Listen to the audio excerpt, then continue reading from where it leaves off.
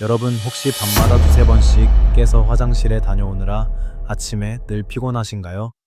단순히 나이가 들어서 나타나는 불편이라고 생각하시나요? 하지만 놀라운 사실은 이 야간요가 단순한 수면 방해가 아니라 뇌졸중 신부전 같은 심각한 질환과도 깊이 연결되어 있다는 점입니다. 실제로 서울대병원 연구팀은 야간요가 반복되면 수면 중 혈압 변동이 심해져 뇌혈관 질환 위험이 높아진다고 발표했습니다. WHO 자료에 따르면 60세 이상 성인의 절반 이상이 이 문제를 겪고 있으며 그중 상당수는 낮 동안의 피로와 우울감까지 호소합니다. 저도 진료실에서 수많은 환자들을 만났습니다. 매달 수십만 원을 쓰고도 해결되지 않는 문제 때문에 지쳐있던 분들, 수면제를 복용하고도 밤마다 깨어나던 분들 말입니다. 한 70대 환자는 밤에만 5번을 깨니 낮에는 소파에 쓰러져 누워있는 시간이 더 많다고 말씀하셨습니다. 그런데 문제는 단순히 불편이 아닙니다. 반복된 수면 방해는 면역력 저하, 치매 위험 증가, 심혈관계 사고까지 이어질 수 있습니다. 그럼에도 불구하고 병원에서는 약 처방이나 검사에만 집중하는 경우가 많습니다. 그러나 진짜 해결책은 생활 속 습관에서 시작됩니다. 하버드 메디컬 스쿨 연구도 야간요 환자의 절반 이상은 생활 습관 교정만으로 증상이 개선된다고 보고했습니다. 이 영상을 끝까지 보셔야 하는 이유가 바로 여기에 있습니다. 오늘은 제가 직접 환자와 가족에게 적용해 효과를 본 방법들, 그리고 WHO, 서울대, 마요 클리닉 연구까지 더해 야간요를 절반 이상 줄일 수 있는 해법을 구체적으로 알려드리겠습니다. 약이나 수술보다 강력한 방법이 생활 속에 숨어 있다는 사실을 함께 확인하시죠. 이제 Continue라고 입력하시면 파트 2, 야간요 정의와 현황부터 이어서 작성해 드리겠습니다. 반다너이 Continue 챗GPT 다너이 파트 야간요 예 젠니아오 이래음은 낯설지 않지만 실제로 겪어보신 분들은 그 고통을 잘 아실 겁니다. 의학적으로는 밤에 잠자는 도중 최소 한 번 이상 소변 때문에 깨는 것을 의미합니다. 단순한 불편이 아니라 신체와 정신 건강 전반에 영향을 주는 질환으로 분류됩니다. 대한빈뇨기과학회 2023년 보고서에 따르면 60세 이상 노인의 68%가 야간뇨를 경험한다고 합니다. 특히 70대 이상에서는 그 비율이 10%를 넘어섭니다. 치오 역시 고령층의 수면 건강 문제 중 가장 흔한 증상 중 하나로 야간뇨를 꼽습니다. 하지만 많은 분들이 나이 들면 당연한 것이라 여기고 넘어가 버리죠. 실제로 노인의 수면 시간은 평균 6시간 이하로 줄어드는데 그마저도 화장실 때문에 자주 깨면 수면의 질은 급격히 나빠집니다. 마요 클리닉 연구에서는 야간뇨가 있는 사람은 없는 사람에 비해 낮 시간대 피로와 집중력 저하가 2배 이상 높다고 밝혔습니다. 이는 단순히 피곤함에 그치지 않고 교통사고 위험 증가, 우울증 악화로까지 이어질 수 있습니다. 또한 삼성서울병원에서 발표한 자료에 따르면 야간뇨가 있는 환자의 상당수가 고혈압, 당뇨, 심장질환과 같은 기저질환을 함께 가지고 있었습니다. 다시 말해 야간뇨는 그 자체로도 문제지만 다른 질환의 신호등 같은 경고 역할을 한다는 뜻입니다. 공자는 작은 징후를 무시하면 큰 병으로 이어진다. 잔웨이 지주라고 말했습니다. 작은 신호를 알아차리는 것이 지혜입니다. 그러므로 단순히 수면 불편으로 치부하지 말고 정확한 원인을 파악하고 개선하는 것이 필요합니다. 그렇다면 밤마다 우리를 깨우는 이 야간뇨는 왜 발생하는 걸까요? 지금부터 4가지 주요 원인을 짚어보겠습니다. 야간뇨의 원인은 다양하지만 대표적으로 4가지로 정리할 수 있습니다. 이 원인을 알면 해결책도 훨씬 명확해집니다. 첫 번째, 야간단뇨, 예간도뇨입니다. 낮 동안 다리에 고여있던 수분이 밤에 누우면 혈액으로 돌아오면서 신장이 일을 많이 하게 되는 현상입니다. 특히 발목이나 종아리에 붓기가 자주 생긴다면 밤에 소변이 늘어날 가능성이 큽니다. 서울대병원 연구에 따르면 이런 환자들의 야간 소변량이 평균 40% 증가한다고 합니다. 쉽게 말해, 낮에 쌓인 물이 밤에 한꺼번에 배출되는 것이죠. 두 번째, 과민성 방광입니다. 정상 방광은 약 400ml의 소변을 저장할 수 있지만 과민성 방광은 150만 차도 마려움을 느낍니다. 컵이 작은 것처럼 금세 차고 금세 비워야 하는 상태가 되는 겁니다. 하버드 메디컬 스쿨 조사에 따르면 65세 이상 여성의 30% 이상이 과민성 방광 증상을 겪고 있습니다. 세 번째, 수면 장애입니다. 코골이나 수면무호흡증은 단순히 잠버릇이 아닙니다. 2022년 미국 수면의학회 연구에 따르면 수면무호흡증 환자의 75%가 야간뇨를 동반한다고 밝혔습니다. 깊은 잠에 들지 못하니 작은 방광 자극에도 깨어 화장실을 가게 되는 것입니다. 네 번째, 약물 질환의 영향입니다. 저녁에 복용하는 이뇨제는 당연히 소변량을 늘립니다. 일부 진통제도 신장 기능에 영향을 줍니다. 또 당뇨병 환자는 혈당이 높을 때 소변으로 당을 배출하면서 수분도 함께 빠져나가 화장실을 더 자주 가게 됩니다. 심장질환, 신장질환도 체액 조절을 방해해 야간뇨를 악화시킵니다. 즉, 야간뇨는 단순한 노화 현상이 아니라 신체 균형이 흔들리고 있다는 신호일 수 있습니다. 장자는 큰 나무도 작은 씨앗에서 비롯된다고 했습니다. 작은 증상을 가볍게 넘기면 큰 병의 시작이 될 수 있습니다. 그렇다면 이 원인을 어떻게 정확히 파악할 수 있을까요? 해답은 의외로 단순합니다. 바로 배뇨일지 작성입니다. 다음 파트에서 구체적인 방법을 알려드리겠습니다. 야간뇨의 원인을 제대로 파악하려면 무엇보다 배뇨일지가 중요합니다. 병원에서 검사를 받기 전이라도 집에서 직접 할 수 있는 가장 간단하고도 확실한 방법입니다. 방법은 어렵지 않습니다. 3일만 기록해 보시면 됩니다. 몇 시에 잠에서 깼는지, 소변량은 어느 정도였는지, 저녁에 물이나 국물을 얼마나 섭취했는지, 낮 동안 다리 부종은 있었는지, 이 네 가지만 적어도 패턴이 드러납니다. 종이컵 하나를 화장실에 두고 눈금으로 대략적인 소변량을 확인하면 충분합니다. 서울대병원 연구에 따르면 단순히 배뇨일지를 작성한 환자 중 절반 이상이 원인 파악 후 증상 개선을 경험했습니다.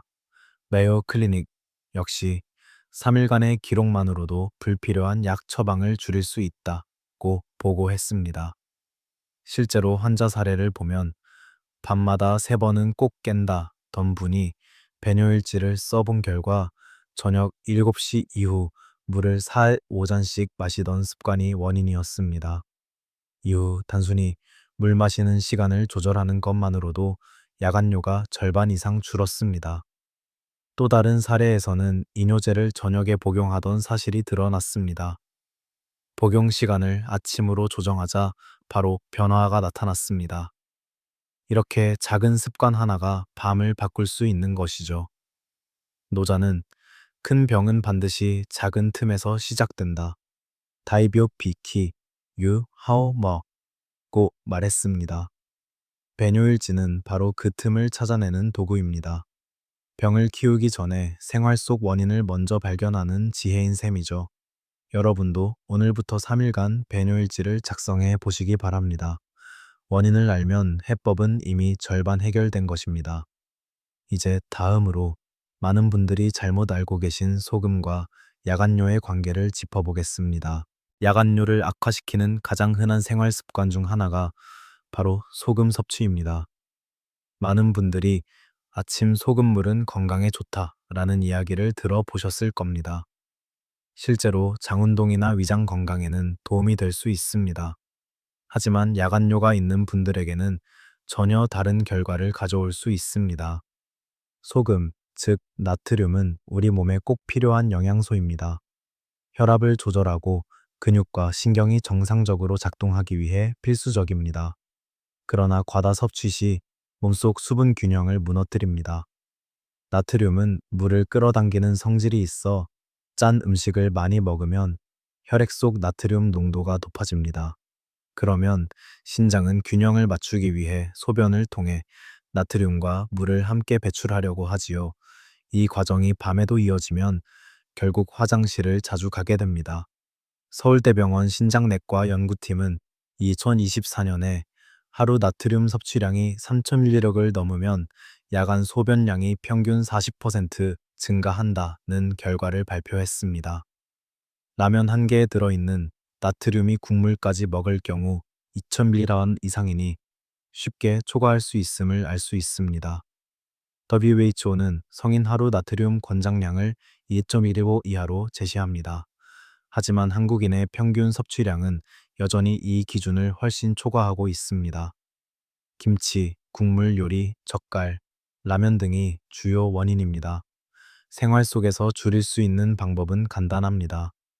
국찌개는 국물보다는 건더기 위주로 섭취하기, 김치는 물에 한번 헹궈서 먹으면 나트륨을 약 30% 줄일 수 있음, 라면 스프는 절반만 사용하거나 주 1, 2회로 제한하기, 소금 대신 레몬즙, 후추, 참기름 등으로 간을 맞추기.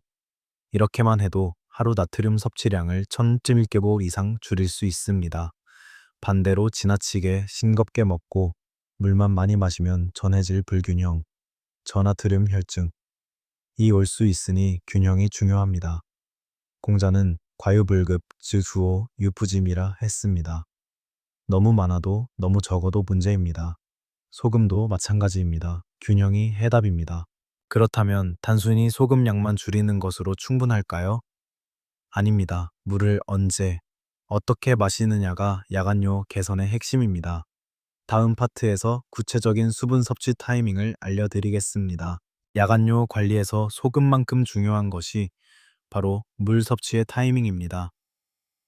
물을 많이 마시는 게 건강에 좋다는 말은 맞지만 언제 어떻게 마시느냐에 따라 약이 되기도 하고 독이 되기도 합니다. 저녁 이후 물을 과도하게 마시면 신장이 밤새 쉴 틈 없이 일을 하게 됩니다.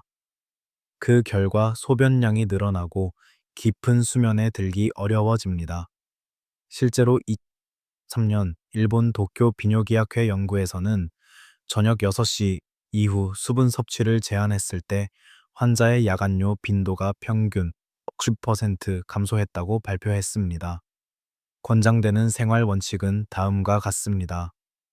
취침 3시간 전에는 수분 섭취를 마무리합니다. 예를 들어 밤 10시에 주무신다면 저녁 7시 이후에는 입을 축이는 정도만 허용하는 것이 좋습니다. 하루 총 수분 섭취량은 1.5와 2리터가 적정선이지만 이를 오전과 오후에 나누어 분산해서 마시는 것이 핵심입니다. 아침 기상 직후, 점심 전후, 오후 활동 시간에 충분히 마시고 저녁은 최소화합니다. 마요 클리닉 자료에서도 비슷한 결과를 확인할 수 있습니다. 저녁 수분 조절만으로도 환자의 절반 이상이 한밤중에 깨는 횟수가 크게 줄어들었고, 낮 동안의 집중력과 활력이 회복된다는 보고가 있었습니다. 또한 카페인 음료는 수분 섭취로 착각하기 쉽지만 실제로는 이뇨작용을 촉진하여 밤에 더 자주 화장실을 가게 만듭니다. 특히 커피, 홍차, 녹차, 콜라 에너지 음료는 오후 2시 이후 피하는 것이 안전합니다. 대신 보리차, 옥수수 수염차 같은 부드러운 차를 권장합니다. 노자는 물을 다스리는 자가 생명을 다스린다. 지수이자 지밍라고 말했습니다. 물은 생명의 근원이지만 그 흐름을 조절하지 않으면 건강을 위협할 수 있습니다. 낮에는 충분히, 밤에는 절제하는 지혜가 야간요를 줄이는 첫걸음입니다. 이제 물 섭취와 함께 실천하면 효과가 배가 되는 저녁 루틴 5가지 핵심 습관을 이어서 살펴보겠습니다. 이제 야간요를 줄이는데 반드시 필요한 저녁 루틴 5가지 핵심 습관을 정리해 보겠습니다. 이 5가지만 지켜도 일주일 안에 변화를 체감할 수 있다는 것이 여러 연구와 환자 사례에서 입증되었습니다. 첫째, 저녁 6시 이후 수분은 작은 컵 한 잔만, 취침 3시간 전에는 수분 섭취를 마감하는 것이 원칙입니다. 2023년 일본 도쿄 연구팀은 이 습관만으로 야간뇨가 평균 50% 줄어든다고 보고했습니다. 둘째, 저녁 식사 후 발을 올려 쉬기. 낮 동안 다리에 고인 수분이 밤으로 넘어가지 않도록 미리 배출해 주는 방법입니다. 소파나 침대에 누워 발을 심장보다 높게 두면 부종이 줄고 저녁 시간에 소변으로 배출됩니다. 베개 2개 정도면 충분합니다. 셋째, 식후 10분 가볍게 걷기. 심장 부담을 줄이고 혈당 안정에도 큰 도움이 됩니다. 격렬할 필요는 없고 아파트 복도나 집 안을 편안히 걷는 것만으로 충분합니다. 삼성서울병원 연구팀은 저녁 식후 10분 걷기가 수면의 질과 혈당 조절에 효과적이라고 밝혔습니다. 넷째, 오후 2시 이후 카페인 금지. 카페인은 방광을 자극하고 이뇨 작용을 촉진합니다. 커피뿐 아니라 녹차, 홍차, 콜라, 에너지 음료도 포함됩니다. 대신 보리차, 옥수수 수염차, 대추차 같은 부드러운 음료를 권장합니다. 다섯째, 코골이 수면무호흡이 의심된다면 검사받기. 2012년 미국 수면의학회 연구에 따르면 양압기 치료를 받은 수면무호흡 환자의 68%가 야간뇨가 절반 이하로 줄었습니다. 수면무호흡은 단순히 수면 문제를 넘어서 심혈관 질환 위험도 높이므로 반드시 점검해야 합니다. 이 5가지 루틴은 단순한 생활 습관 같지만 실제로 수많은 환자들에게 큰 변화를 가져왔습니다. 장자는 작은 발걸음이 천리를 만든다. 첸리 쯔쇼시 유투샤고 했습니다. 오늘 저녁의 작은 습관이 내일의 건강을 바꾸는 열쇠가 될 수 있습니다. 이제 다음 파트에서는 현대의학과 함께 도움이 될 수 있는 동양의학적 접근법을 살펴보겠습니다. 현대의학이 원인을 분석하고 생활습관 교정을 강조한다면 동양의학은 몸의 균형과 기, QE, 흐름을 조절하는 데 강점이 있습니다. 야간뇨 역시 단순히 방광의 문제가 아니라 신장, 션과 비, 피, 기운이 약해져 나타나는 신호로 해석합니다. 첫째, 지압과 혈자리 활용, 발목 안쪽의 삼음교, 산, 인, 저, 배꼽 아래 관원, 관uyền, 혈은 신장과 방광을 강화하는 데 자주 활용됩니다. 잠자리에 들기 전 3-5분씩 지압하면 방광 긴장이 완화되고 숙면에 도움을 줍니다. 둘째, 따뜻한 차, 저녁 시간에는 카페인이 없는 보리차, 구기자차, 대추차가 좋습니다. 특히 구기자는 신장을 보호하고 눈과 기운을 맑게 한다는 기록이 에도 나와 있습니다. 셋째, 음식, 약선, 검은 콩, 호두, 검은 깨 같은 식품은 동양의학에서 젠, 보강하는 대표적인 재료입니다. 실제로 서울 한방병원 임상보고에서도 검은 콩을 꾸준히 섭취한 고령자들의 야간뇨 증상이 완화되는 사례가 확인되었습니다. 넷째, 몸을 따뜻하게 하기. 특히 배와 허리를 따뜻하게 유지하면 기혈순환이 좋아지고 방광 긴장도 완화됩니다. 한방에서는 냉, 엘랭, 이 오래 머무르면 병이 된다고 말하죠. 잠자리에서 얇은 담요나 복부 찜질팩을 사용하는 것도 효과적입니다. 노자는 작은 습관이 큰 길을 바꾼다. 다하더는 셔우시에서 시작된다고 했습니다. 야간뇨를 줄이는 길 역시 거창한 치료가 아니라 하루하루의 작은 습관 속에 담겨 있습니다. 현대의학과 동양의학 2가지 지혜를 함께 활용하면 효과는 배가 됩니다. 다음 파트에서는 실제 환자 사례를 통해 이 원리들이 어떻게 현실에서 작동하는지 보여드리겠습니다. 실제 사례를 보시면 생활습관 교정의 효과를 더 분명히 이해하실 수 있습니다. 제가 기억하는 한 환자는 78세 남성이었습니다. 매일 밤 3-4번씩 깨서 화장실을 다녀오셨고 낮에는 피곤해 소파에 누워있는 시간이 대부분이었습니다. 검사를 해보니 심각한 기저질환은 없었지만 발목에 붓기가 심했고 저녁에 국물 음식을 즐겨 드셨습니다. 또 저녁 7시 이후 물을 2-3잔씩 마시는 습관이 있었습니다. 저는 그분께 세 가지를 권했습니다. 저녁 수분 섭취 줄이기, 6시 이후에는 작은 컵 한 잔만, 저녁 식사 후 발 올리기, 쿠션을 쌓아 다리를 높게 하여 부종 완화. 식습관 교정, 국물은 줄이고, 김치는 물에 헹궈 드시도록 안내. 단 일주일 만에 환자는 밤에 깨는 횟수가 1회로 줄었다고 보고했습니다. 한 달 뒤에는 얼굴이 밝아지고 낮에도 손주들과 함께 산책을 나갈 정도로 활력이 회복되었습니다. 비슷한 경험은 제 아내에게서도 있었습니다. 아내 역시 밤마다 두세 번 깼고 아침마다 피곤해 했습니다. 원인을 확인해 보니 낮에는 거의 물을 안 마시고 밤에만 몰아서 4~5잔씩 마셨던 습관이었습니다. 게다가 저녁에는 국물 요리를 즐겨 먹었고 녹차를 자주 마셨습니다. 저는 물병에 시간 스티커를 붙여 아침, 점심, 오후로 나누어 마시도록 했고 저녁 이후에는 작은 컵 한 잔만 허용했습니다. 김치는 헹궈 먹고 녹차 대신 보리차로 바꿨습니다. 또 함께 저녁 산책과 발 올리기 루틴을 실천했습니다. 3일 만에 어제는 한 번만 깼어 라는 말을 들을 수 있었고 2주가 지나자 거의 새벽에 깨지 않았습니다. 아침 표정도 환해졌고 낮의 졸음도 사라졌습니다. 이처럼 야간요의 해법은 특별한 약이나 수술이 아니라 하루의 타이밍과 작은 습관 교정에 있습니다. 장자는 큰 그릇은 늦게 완성된다. 다시 완성고 했습니다. 작은 습관을 꾸준히 이어가는 것이야말로 가장 큰 효과를 만드는 길입니다. 이제 마지막으로 지금까지의 내용을 생활 속에서 실천할 수 있도록 핵심 요약과 희망의 메시지를 드리겠습니다. 지금까지 말씀드린 야간요 관리법을 정리해 보겠습니다. 핵심은 세 가지입니다. 첫째, 원인을 찾는 배뇨일지. 3일만 기록해도 자신의 패턴을 알 수 있습니다. 언제 깼는지, 얼마나 마셨는지, 소변 양은 어느 정도인지 확인하세요. 작은 기록이 큰 해답을 줍니다. 둘째, 소금 줄이기와 물 시간 조절. 나트륨은 필수지만 과하면 밤마다 신장이 과로합니다.